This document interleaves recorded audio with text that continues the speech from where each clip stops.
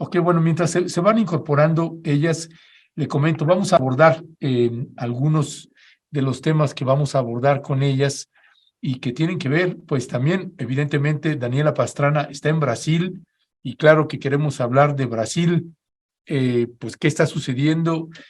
Hay mensajes, aunque siguen apareciendo, ya apareció otro mensaje de Jair Bolsonaro tratando de calmar a sus huestes, dicen por ahí, de que pues no bloqueen carreteras y demás. Siguen diciendo mensajes bastante débiles. Así que, pues bueno, vamos a platicar sobre eso con Daniela Pastrana, que ya la está viendo usted ahí. No crea que es que la gente ve la bandera y luego piensa en la selección brasileña. Y no, no estamos hablando de fútbol, estamos hablando de un proceso electoral pues histórico, porque regresó Lula da Silva y pues bueno, la situación sigue estando bastante compleja. Ayer conversamos con Daniela Pastrana, iban a decidir si hacían un viaje o no, si hacía el viaje, y mientras se incorpora Luisa Cantú, que nos avisó que venía unos minutos tarde, pues Daniela, muy buenos días, bienvenida, ¿cómo les está yendo por allá? Hola Ernesto y hola a toda la audiencia de Momentum. Pues estamos acá, no nos fuimos a Río, no había muchas condiciones, pero además aquí en Sao Paulo ya, después de que hablamos, empezaron las protestas también, unas manifestaciones fuertes que hubo en un lugar que está muy cerca, haz de cuenta como nuestro Polanco, y que está muy pegado pues a un deportivo militar muy grande, donde hay una plaza, donde hay un monumento que le dicen el Monumento de las Banderas, y hay una manifestación muy grande de mucha gente. La verdad es que sí hay mucha gente. A mí le decía ahí a Lina que pues así como me había alegrado ver tanta gente tan feliz por el triunfo de Lula en la Paulista el domingo, pues ayer era un poco choqueante ver a tanta gente que piensa muy distinto a como puedo pensar yo, ¿no? O sea, y que tienen este asunto del nacionalismo. Había mucha gente que nos decía que pues ellas querían, que no querían a Lula porque pues no quieren que se cambie su bandera verde por la roja comunista, y sí, y muy, como yo decía, buscando fantasmas, o sea, hablando de la corrupción de Lula, cuando Lula pues, resultó absuelto y por eso puede ser candidato y presidente, hablando de un comunismo, cuando pues justo una de las críticas que han tenido desde la izquierda es que pues su vicepresidente es un hombre muy pro empresarios, y hablando de una serie de cosas que todas eran como fantasmas creados por una campaña, una construcción equivocada. Entonces, sí, muy grande, pero al final hubo una cosa muy fea, como a una hora de aquí, que es unas personas, un señor atropelló a unos manifestantes bolsonaristas, un atropellamiento, la verdad, muy lamentable, y y entonces salió Bolsonaro a pedirles que se desmovilizaran todos. Entonces hoy ya no ha habido movilizaciones y parece que nos vamos a ir como por la misma vía que estábamos previendo de trabajar desde pues el desgaste propio que va a tener el gobierno. Daniela, finalmente hubo un mensaje de Jair Bolsonaro pues más prudente, entonces.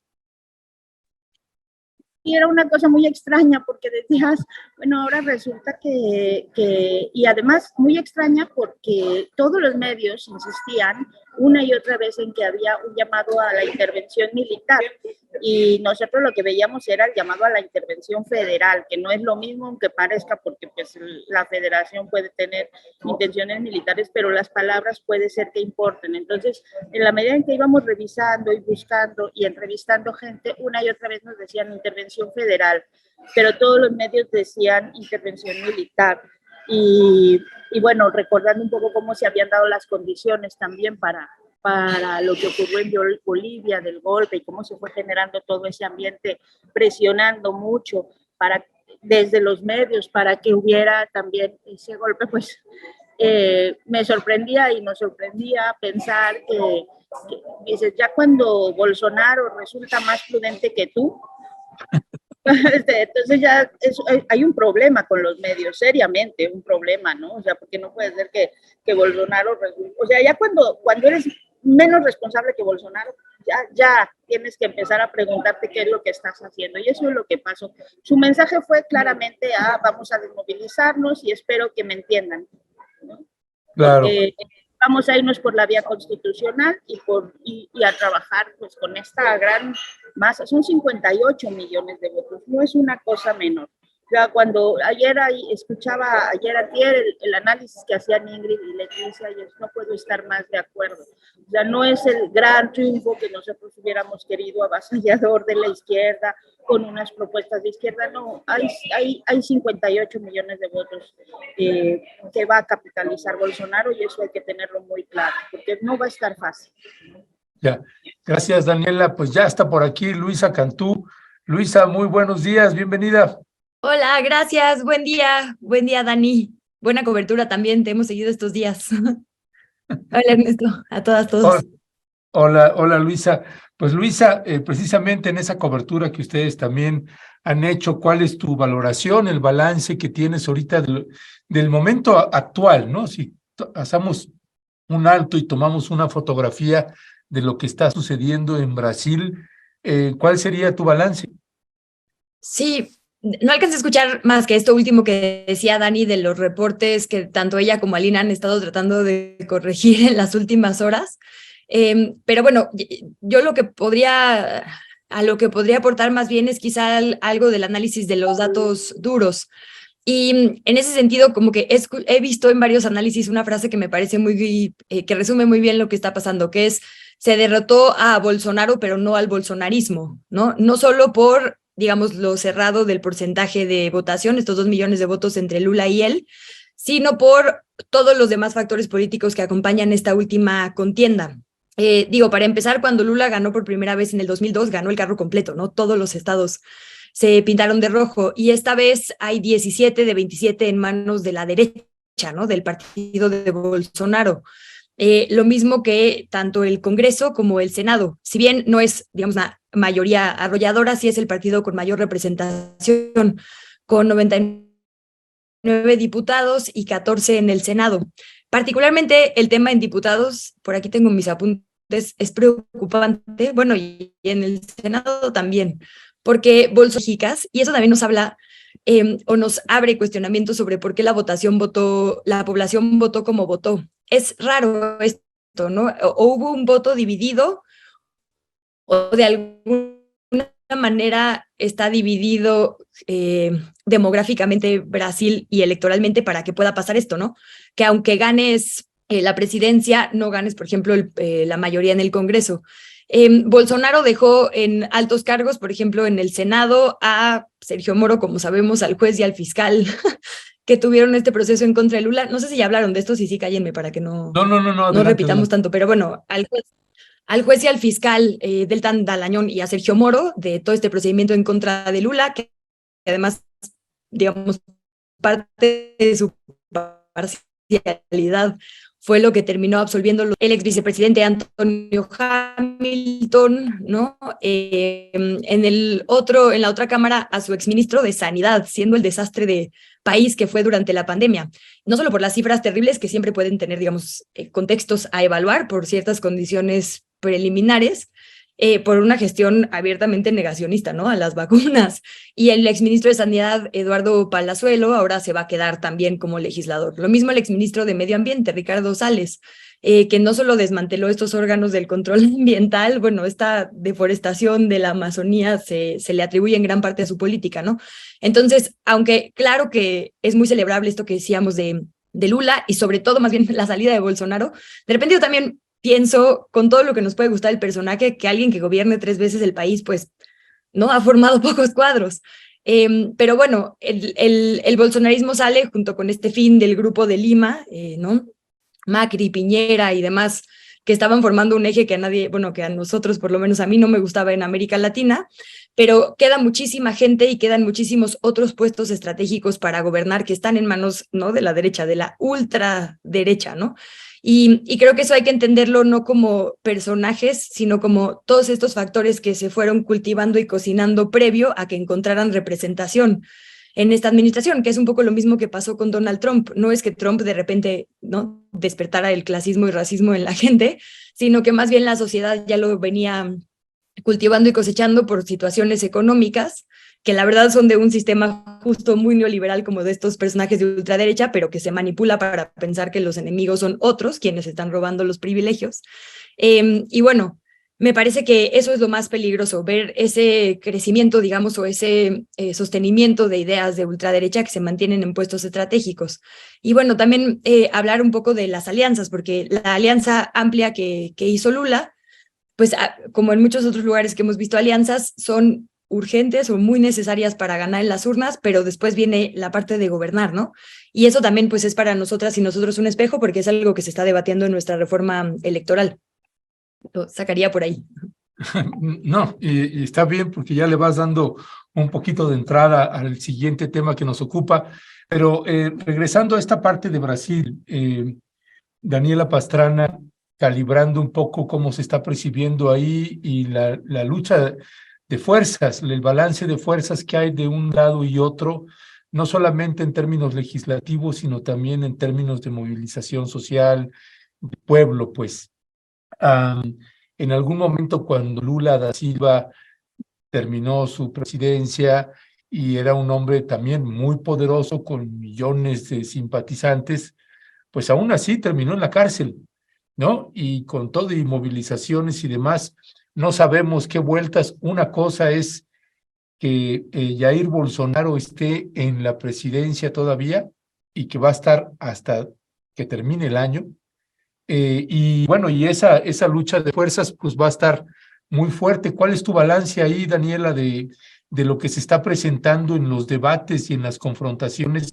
Ahí, en este escenario de que finalmente va a cambiar mucho la situación una vez que Lula tome el control, ya habiendo sido presidente, es decir, con todo el bagaje y todas las tablas de lo que hizo bien o no en su periodo anterior.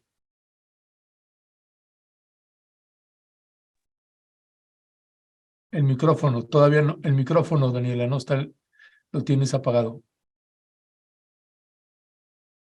No, sigue apagado el micrófono. Bueno, probando. 1, 2, 3. Daniela, ¿nos escuchas? No. Si no, quítate los audífonos. Si no está funcionando, quita los audífonos. Sí, es que ese es el tema con los audífonos, porque mira, les quiero contar una cosa, y a ver si ustedes me escuchan, relacionada con esto. La cobertura acá ha estado un poco muy complicada, porque Bolsonaro ha dejado un país que no solo regresó a la lista de hambre de países, a la lista del hambre de la FAO, pues, no sé si recordarán, uno de los programas más importantes de Lula en su administración anterior había sido este programa de hambre cero, ¿no? O sea, de eliminar o sacar a Brasil de la lista de países que tienen hambre. Ahora, según el último informe de la FAO, hay por lo menos 15 millones de personas que pueden pasar más de 24 horas sin comer y hay 60 millones de personas que no saben si van a comer hoy, ¿no? Entonces, eso acá en Sao Paulo se ha visto, o lo hemos visto en su máxima expresión, y prácticamente han asaltado o robado a casi todos los periodistas. Yo me he librado, y creo que porque llegué más tarde, estaba en la tertuliana de 7 años el jueves, entonces llegué después, pero robaron a muchos compañeros que han venido. Todo el mundo nos dice, no puedes estar acá cubriendo, no pongas tu cámara allá, no pongas tu computadora allá. Justo ahorita Alina tuvo que regresar porque de pronto no encontraba su cámara para una cosa que iba a ser una entrevista, y todo el mundo entra en pánico porque tienes que estar así como cubriendo, cuidando. Es una cosa que llama mucho la atención. Digo, ya habíamos venido a Brasil algunos y ya sabíamos que era un lugar donde podías encontrarte asaltos, los mismos que te dicen de pronto en Guatemala o en Ciudad de México, que te dicen, cuidado con tu teléfono, no salgas por estas calles del centro, ese tipo de recomendaciones generales. Pero en esta ocasión ha sido particularmente difícil porque a prácticamente todos han tenido o algún asalto por salir a conocer o algún robo y pues te quedas sin tus herramientas de trabajo. Entonces, les cuento eso porque estuve buscando un lugar cerca donde tengo unas entrevistas, donde pudiera instalarme, pero pasa esto, que tienes el ruido de acá y el ruido de por allá, porque es un café que les quiero presumir nada más un poquito, miren nada más, a ver si alcanzan a ver. Sí. ¿No? Es el almacén se llama Almacén do Campo, no sé pronunciar bien en el portugués, pero es un lugar hermosísimo, donde vende la gente del movimiento Sin Tierra, donde venden sus productos, los que hacen orgánicos. Es maravilloso llegar acá y ver, por una parte, el lugar como donde tienes las etiquetas, dicen esto no tiene productos sin veneno, y donde hay mucha efervescencia política. Aquí te encuentras a un montón de dirigentes de los movimientos sociales de Brasil, y lecturas. Es un lugar como muy bonito, pero que tiene eso. Entonces, por eso quería unos audífonos, pero ha sido un poco desastroso también los audífonos, porque entonces ya no me escuchan nada. Bueno, les quería contar eso porque sí es como, ese sí ha sido un tono de...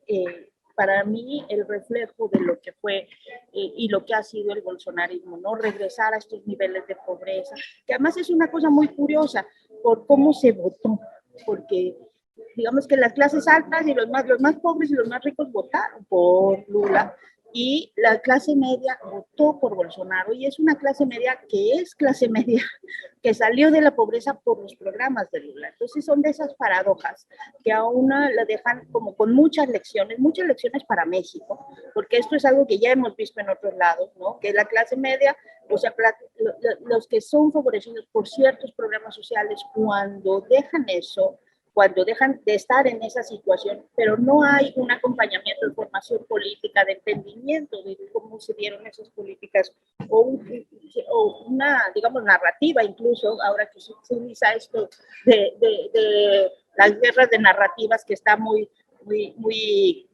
común es utilizar ese término. Bueno, cuando no hay ese entendimiento de qué es lo que provocó que pudieran salir de ahí, bueno, terminan votando por Bolsonaro, y eso es una de las cosas que yo creo, dentro de muchos aprendizajes para México, que tiene que verse. En cuanto a tu pregunta de qué se puede esperar, sí, hay una ventaja, ¿no? Una ventaja es esta, que Lula ya gobernó, y entonces ya sabe a qué se va a enfrentar, y una de las cosas más importantes, porque en su anterior gobierno no había considerado los medios de comunicación. Él decía, yo tengo al pueblo y no me importa lo que digan los medios. Y ahora pues ya va a ser su ministerio contra las noticias falsas, ¿no? No sé cómo le va a llamar, pero contra la desinformación. Va a ser su ministerio de pueblos indígenas, por lo menos eso es lo que dijo en su primer discurso, y contra las noticias falsas, porque ya entendió que ahí hay un problema. Por otro lado, también la gente, las personas que han decidido votar por él, a diferencia de las que decidieron votar por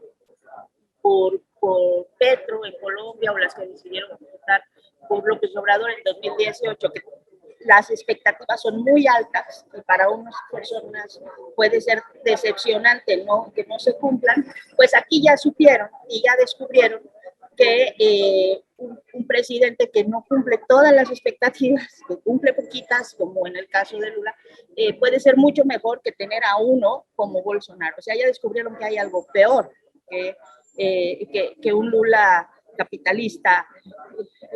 Hay un Bolsonaro que es racista, transfóbico, clasista, bueno, un personaje que realmente puede ser de terror para muchos sectores, ¿no? Entonces hay una madurez tanto de Lula como gobernante, como de muchos de sus electores, para no esperar transformaciones tan grandes, tener un poco más de paciencia y tratar de ver. La política exterior creo que sí se va a modificar, a pesar de que hay quienes te dicen, no, el mapa no está pintado de rojo, porque pues está Perú y está Ecuador con otro tipo de problemas, el mapa de América Latina no está tan rojo como de pronto están estos mapas en las redes sociales. Sí se espera que la participación de Brasil, como en una articulación de una política mucho más vigorosa para hacer un bloque de América Latina frente a las políticas o los intereses que puede tener Estados Unidos, sí puede hacer un cambio importante, ¿no? Ese creo que es como una de las expectativas principales, y las otras, las que son internas, bueno, pues esas se ven con mucho más cautela. Ya. Gracias, Daniela. Luisa Cantú, pues pareciera que, tratando de resumir lo que decía ahorita Daniela, pues el menos peor, por decirlo de alguna manera, y que es Lula ya sabiendo lo que sí puede o no puede hacer en términos reales. No sé si tú tienes alguna expectativa también con respecto de Lula da Silva en una nueva versión, habiendo hecho alianzas también, pues ahí controversiales, por decirlo de alguna manera, pero que en el ámbito de la realpolitik, pues si no era así, no regresaba nuevamente a gobernar. Eso por un lado, y si quieres complementar esta parte y que podamos pasar también al siguiente tema que nos ocupa, que tiene que ver con estas encuestas del Instituto Nacional Electoral, la encuesta oculta del INE, que finalmente se publica y que le da un respaldo importante. Añadiría nada más a este tema de las encuestas del INE, esta fotografía que circuló el día de ayer de Mario Delgado con Ricardo Monreal, celebrando que había buenas señales de que posiblemente la reforma electoral sí va a pasar. Luisa Cantú. Sí, bueno, solo apuntar ahí a todo este panorama que ya nos pintó Dani, bueno, agregar a lo que decías de que creo que es el único país que ha regresado en la última década al mapa de hambre después de haber salido justo después de las políticas de Lula y Dilma Rousseff, y decir que además son una potencia alimentaria, ¿no? Agroalimentaria. Entonces, es como, pues, ¿cómo se dice? Esta ironía bastante incómoda para ellas y para ellos. Ahí solo quería apuntar también como guerra de narrativas y poder suave a dos grupos que creo que fueron fundamentales en esto de que la clase media quizá apoyara a Bolsonaro, y es lo que como que he visto resaltado en muchas mesas. Uno son los futbolistas, que es terrible, pero pues aquí está en nuestro país, ¿no? Gobiernan estados, alcaldías, demás. Y figuras importantes, ¿no? O sea, Neymar creo que es universalmente odiado por su actuar siempre, pero por ejemplo Ronaldinho, ¿no? Romario, o sea, personajes que son pues leyendas brasileñas apoyando a Bolsonaro. Y en otro paralelismo con Trump, estos cristianos evangélicos, ¿no? Estos grupos de evangélicos que, bueno, han triplicado su potencia en Brasil desde los 80s ahora, de pasar a un 8%, se estima entre 20 y 30% de la población. Y pues justo una de las crónicas más impresionantes que yo leí de la toma del Capitolio, aquel 6 de enero, era una que empezaba no en los desmanes del Capitolio, cuando estos grupos blancos extremos lo tomaron para defender a la supuesta falsedad de la elección pro-Trump. Antes se detuvieron a rezar, ¿no? Y a hablar de los valores cristianos, y se adjudicaba, digamos, esto a ser un grupo evangélico. Entonces, de repente a mí ver a estos grupos rezando, pero luego levantando la mano en una señal como de fascismo, también me hace un cortocircuito muy extraño, ¿no? Pero es lo que está pasando en muchos lugares del mundo, el crecimiento de estos grupos como religiosos que defienden la vida en el útero, pero puedes traer armas porque esa es tu libertad. Y esta como, pues sí, como, no, es que ni siquiera sé cómo llamarlo, contradicción, quizás sea una palabra, pues es una que está creciendo en muchos grupos clase medieros que se están volviendo extremos en el mundo. Lo vimos en Estados Unidos y ahora lo vemos en Brasil. Entonces yo ahí, pues sí tendría cuidado cuando, creo que también lo tenemos que tener en toda América Latina, de repente dejamos que la religión, que aunque sin duda muchos religiosos y muchas religiosas son luminosos para muchas comunidades, de repente abrir legalmente la puerta a su empoderamiento como lo hizo Trump versus Obama o como lo hizo Bolsonaro versus sus antecesores, pues puede traer estos peligros, ¿no? Que de repente sean otros factores quienes determinen o guíen el voto ciudadano. Entonces ahí, pues a mí sí, solo decir que eso es algo a lo que creo que tenemos que ponerle muchísima atención. Y pues lo del INE también, digo, y además ahora, ¿no? Que el presidente ha alabado tanto las elecciones en Brasil por la rapidez con la que pudimos tener, bueno, pudimos en el mundo, pero bueno, pudieron allá en Brasil y por consecuencia nosotros tener resultados. Hasta dijo, ¿no? Una comitiva de legisladores mexicanos que se vaya para allá, que analice cómo lo hicieron y demás. Y creo que lo primero que se necesita para implementar algo como el voto electrónico es muchísima solidez y confianza en quien organiza las elecciones, porque justo pues si no, difícilmente la gente va a querer transitar, o al menos eso era lo que sabíamos antes de esta encuesta final del INE, bueno, de esta reciente encuesta del INE que vimos.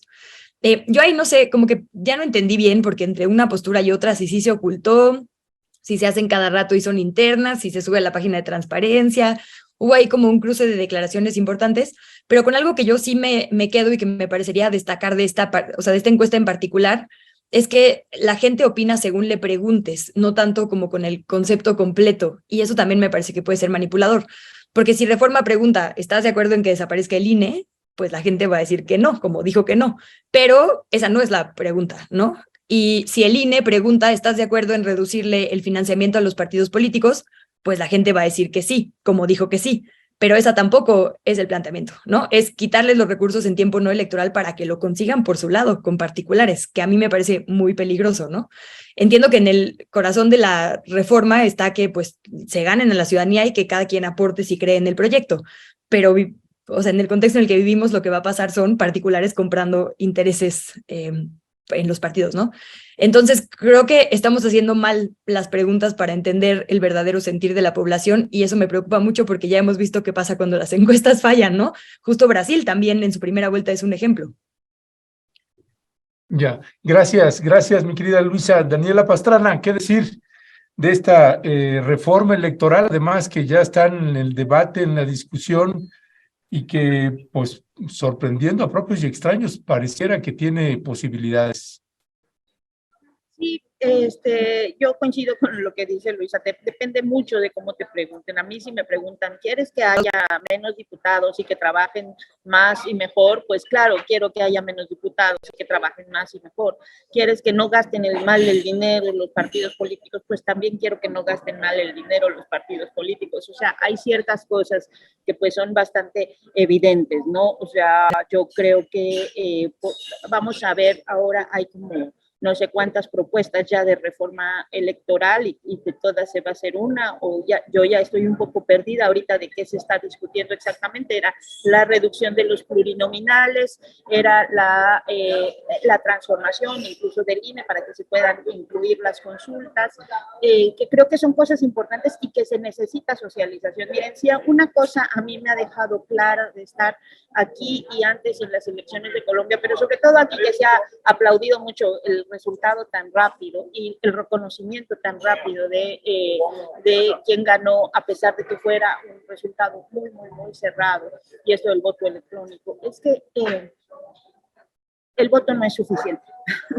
O sea que la democracia necesita muchísimas más cosas que el voto, porque las manifestaciones que vimos ayer, la gente con la que hablábamos ayer, y es lo mismo que estamos viendo en Estados Unidos, ¿no? Ya Trump, con todo lo que hizo, con todo lo que podemos criticar, puede volver a ganar, o sea, puede volver a ganar, porque digamos que el hecho de la participación política no se acaba a la hora de emitir un voto. Hay que hacer mucho más que eso.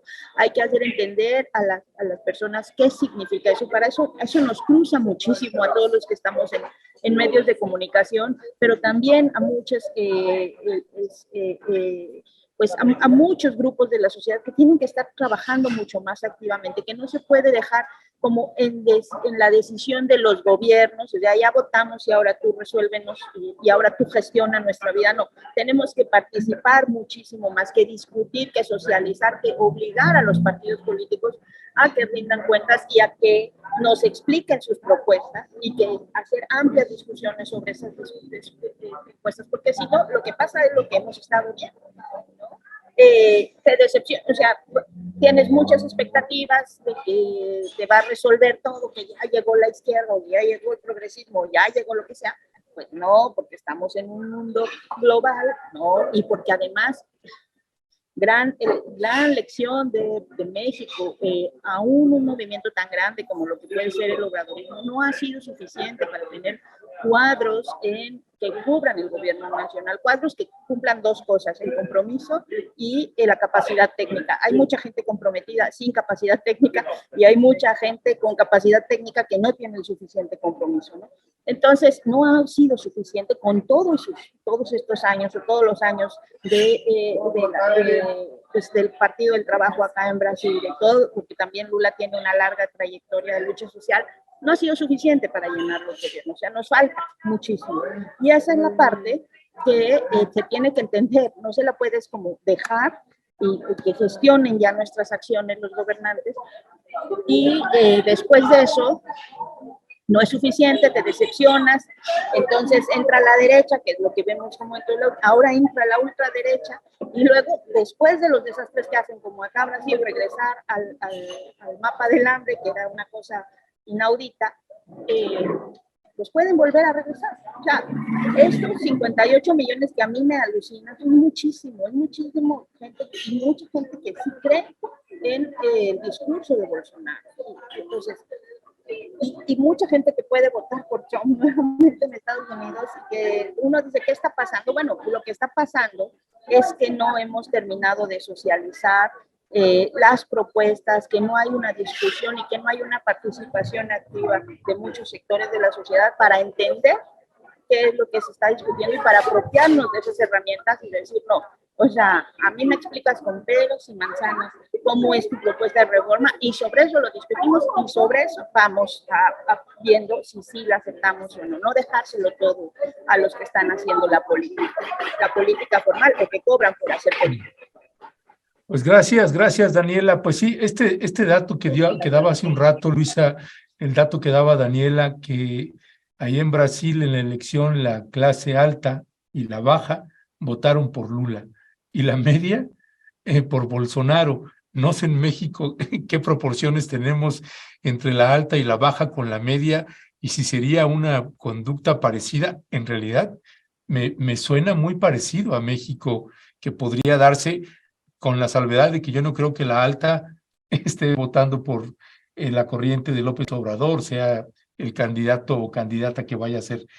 Pero déjame, si no mal recuerdo, Luisa, recuerdo que en algún momento tú no pudiste acompañarnos en la mesa porque estabas cubriendo precisamente el debate parlamentario, precisamente de esta reforma electoral. Ya me corregirás si me estoy equivocando y si estoy recordando mal, pero pues tú tienes el mapa bastante completo de lo que se está debatiendo ahí. Yo nada más colocaría estos datos que me parecen pues importantes y que hoy el presidente comentó un poco al respecto, y que es reducir el número de legisladores, tanto de Cámara de Diputados como de senadores, y el de la de diputados, de bajarlo de 500 a 300 y eliminar que todos sean elegidos por votación, además del tema de los consejeros electorales también, que ya no lo decidan los partidos políticos, sino que sean por votación, además de reducir el presupuesto.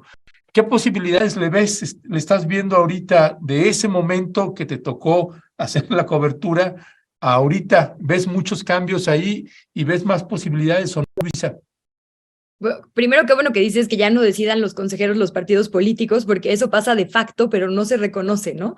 O sea, exacto. Actualmente es como los consejeros son independientes. Digo, no sé por qué alguien defendería eso, porque creo que hasta podemos señalar el origen político de cada una y cada uno, ¿no? Qué partido puso cada quien. Pero bueno, efectivamente, la idea es que ahora se elijan por votación popular, después de un filtro, digamos, de que los poderes manden sus propuestas.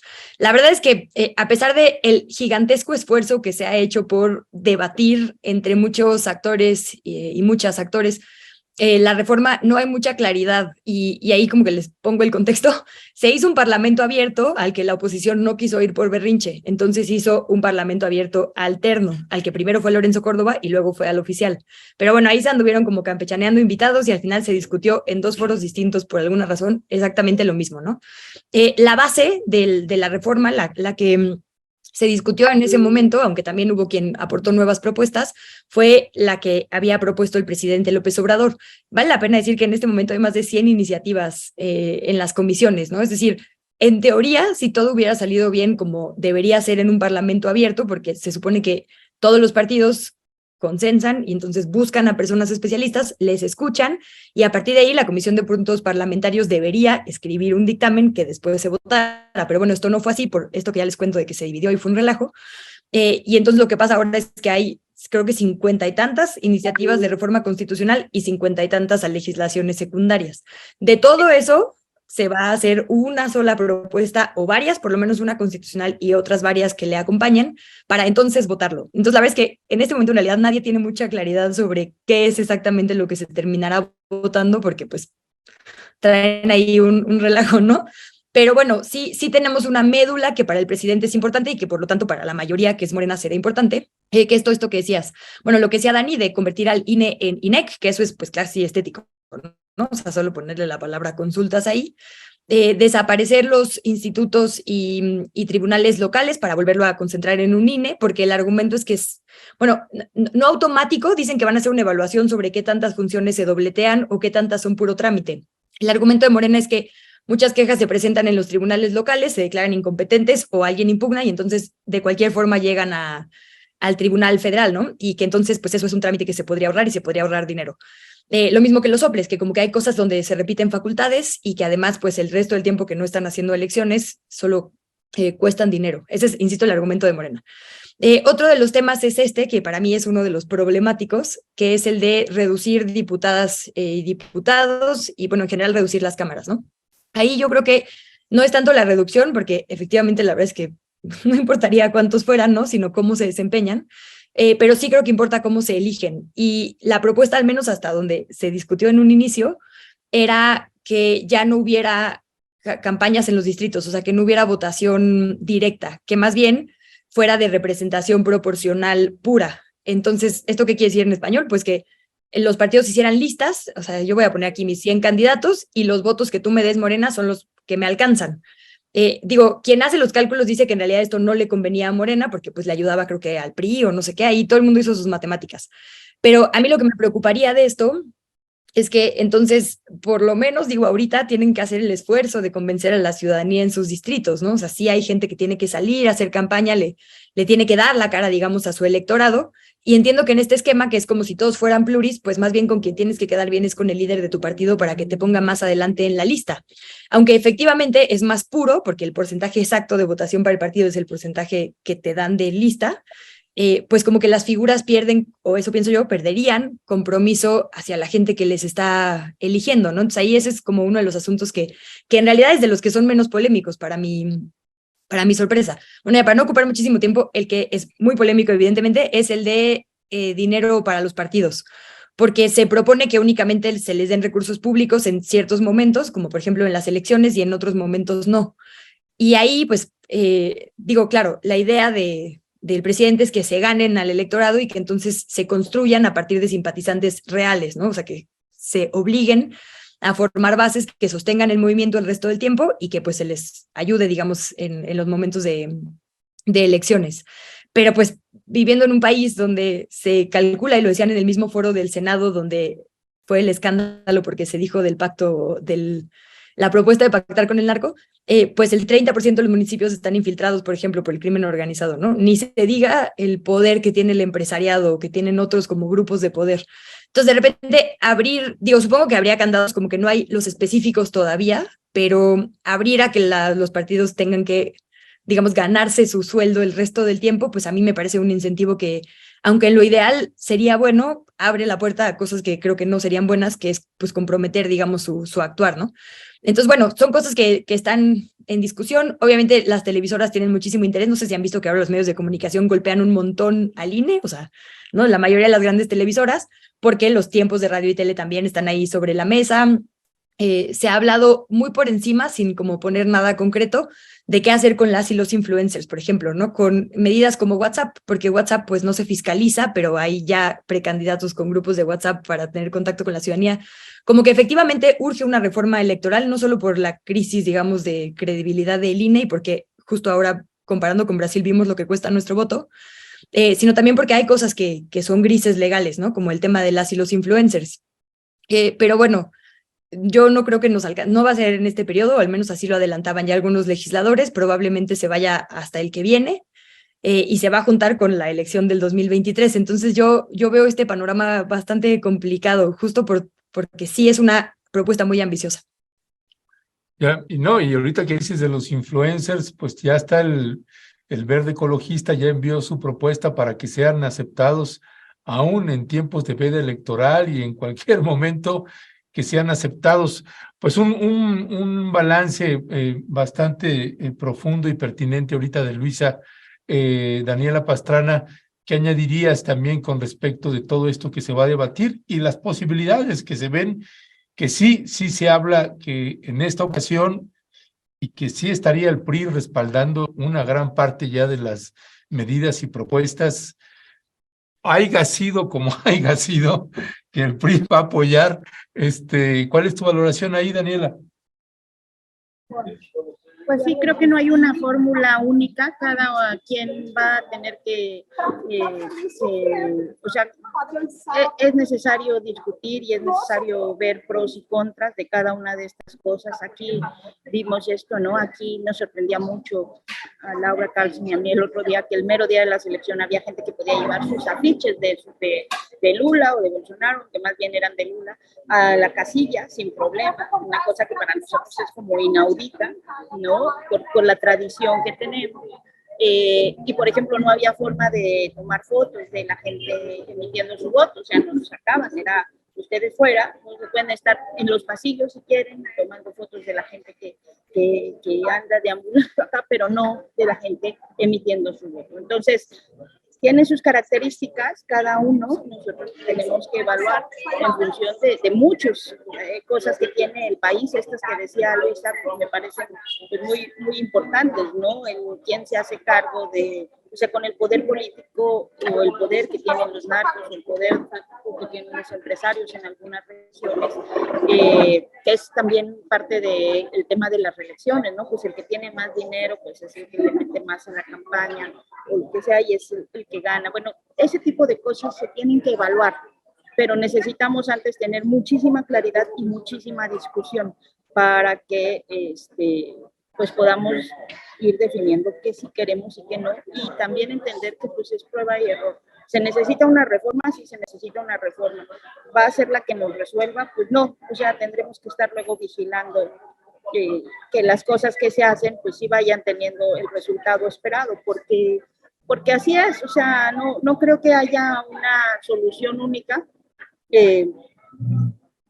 Yo sí creo que necesitamos que los partidos políticos regresen un poco a su mística de trabajo, antes de porque luego parece que nada más están buscando el pago y que además se hacen unos gastos inútiles a veces dentro de los partidos, porque de todas maneras van a tener el dinero, ¿no? Entonces, creo que sí, a lo mejor yo soy de esa que creció con esas personas que no cobraban y que lo hacían por convicción y que pues tenían un enorme, digamos, amor a la camiseta de su partido en algunos casos o de oposición y que iban y defendían el voto y que no, de pronto ya no lo veo ahora, ¿no? O sea, yo sí creo que el tema de los recursos así directos a los partidos tendrían que reducirse, pero pues también hay que considerar estas otras cosas, ¿no?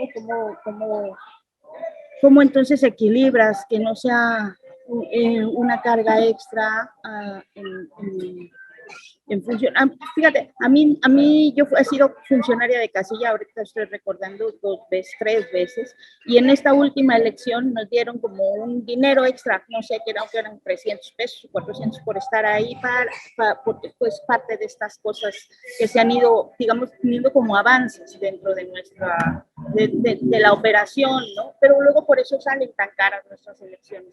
Entonces yo tengo muchas dudas con eso, y sí lo que quisiera es tener más información, mucha más información, y poder pensarla y tener esas discusiones amplias antes de que se apruebe. Y el riesgo que veo es que se van a aprobar sin esa discusión amplia, pues porque tenemos encima las elecciones de 2024 y cada partido va a jalar para su molino lo que le interese sin esta socialización. Y cualquier cosa que se haga sin el acompañamiento de la sociedad, pues está destinada a fracasar. Eso ya es prueba que tenemos, eso sí está comprobado por todos los procesos que ha habido de constituciones, de acuerdos de paz, todo lo que no va acompañado de las decisiones, o sea, del apropiamiento de la ciudadanía, pues no va a funcionar. Ya, gracias, Daniela. Pues Daniela y Luisa, se nos acabó prácticamente el tiempo, pero me gustaría, si me lo permiten, así brevemente, aunque no lo tenemos agendado, nada más una valoración, una escucha de ustedes sobre pues esto que está pretendiendo pues ahora el nuevo dueño de Twitter, de cambiar algunas reglas y de cobrar y demás. Luisa Cantú, tú que sos una tweetstar, cuéntanos cuál es tu valoración. Ay, pues creo que hubo muchas alertas antes de que las redes sociales estaban teniendo demasiado poder justo por no tener una sede física, ¿no? Al ser algo que existe como en ningún lugar, pero en todos, pues están sujetos a la regulación que cada país quiera ponerle, si es que quiere ponerle, ¿no? Y en muchos casos se han ido a litigios justo por eso. Creo que el poder que hemos depositado en estos entes privados que se vendieron como democratizadores es muchísimo, y al grado de que hoy, pues digo, ya nos faltaría otra mesa, ¿no? Pero también influyen en elecciones, también se compran opiniones y se compra la posibilidad de que te vean más. Entonces, creo que la verdad lo que menos me preocupa es si nos va a cobrar o no por la palomita. Me preocupa muchísimo más todas otras cosas como el manejo de información, ¿no? Datos georreferenciales, de opinión, o sea, hay muchas cosas. Bueno, acordémonos que Twitter se usó durante la pandemia también, ¿no? Los datos que recopila esta red social junto con otras muchas redes sociales, Google y Facebook, del tipo de teléfono que usas, cuánto te movías, cuánto no, qué tan rápido. O sea, son cosas que todo el tiempo están recolectando y ahora van a estar en manos de alguien abiertamente perverso. Otras veces han estado de gente disimuladamente perversa, ¿no? Pero bueno, ninguno de estos magnates tiene en su corazoncito ayudar a la humanidad de verdad, ¿no? Entonces, pues solo hay que tenerlo claro cuando depositemos ahí toda nuestra esperanza de comunicación y organización. Ya, gracias Luisa. Daniela. Yo creo que eso amerita una mesa, justo esto que está diciendo Luisa de las redes sociales y de cómo ponemos muchas expectativas en estas redes. Lo que hemos visto por las tendencias que hay es que Twitter justo es una de las que ha perdido más, digamos, impulso en los últimos años, pues por eso están los precandidatos en TikTok ahora, ¿no? Porque es la que está creciendo más. Pero las herramientas al final de cuentas son herramientas y nosotros tenemos que considerarlas así, hay que saber para qué funcionan cada uno, y lo más importante es justo eso de cómo se regulan los contenidos y de cómo vamos encontrando espacios para tener información, canales de información confiables, independientemente de la plataforma que sea. Pues sí, hoy que platicaba con Alberto Escorcia hace un rato, decía Alberto, bueno, dice, es que pues prácticamente Elon Musk, quien ha planteado casos como los de Bolivia, que si es necesario dar un golpe de Estado, pues se da, dice, pues ahora que tiene el periódico más grande del mundo, pues imagínate lo peligroso que es que simple y llanamente cierra Twitter para un país como Bolivia o para el país que quiera, y pues tiene un control mediático también bastante importante. Así es, Luisa y Daniela, pues muchos ángulos que abordar sobre ese tema, a ver si la siguiente semana le metemos candelita a eso. Por lo pronto, pues Luisa, Daniela, un fuerte abrazo, y Daniela, que tengas buen regreso. Y nos vamos a ver pronto. Ok. Chao, Luisa. Hasta Suerte, pronto. gracias. Bye, bye.